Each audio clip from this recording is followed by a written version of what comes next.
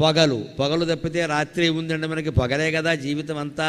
ఇప్పుడు పబ్బులు క్లబ్బులు అన్నీ వచ్చాక రాత్రి జీవితం కూడా మొదలైంది. లేకపోతే ఇదివరకు పగలే జీవితం అండి.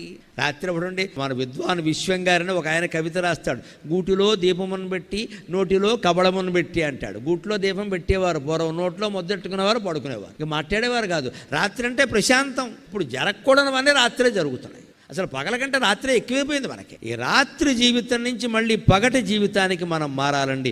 దివాకరహ అంటే అర్థం అది. రాత్రి అయింది అంటే పడకే అంతే. 8 గంటల పడక ప్రతి మనిషికి అవసరం అండి. ఇవాళ యువతరం గమనించాలి, పడుకోవట్లేదు వీళ్ళు ఎవరు. 1 గంటకు పడుకుంటారు. అలాగని 8 గంటలు పడుకుని 9ంటికి లేస్తాడు. 2 దరిద్రపు లక్షణాలే. 10ంటికి పడుకోవాలి, 5ంటికి లేవాలి. పోనీ 11 అయింది 6ంటికి లే. అదేమిటి 1 గంటకు పడుకోవడం ఏంటి? పోనీ పని ఏదన్నా అత్యవసరం ఉంటే వేరండి. ఒట్టి ఫోన్లు చూసుకుంటూ మెసేజ్లు పంపుకుంటూ కూర్చోవడం ఏం కర్మ మాది? Early to bed and early to rise అని ఇంగ్లీష్ వాళ్ళు కూడా చెప్పారు ఆ విషయాన్ని.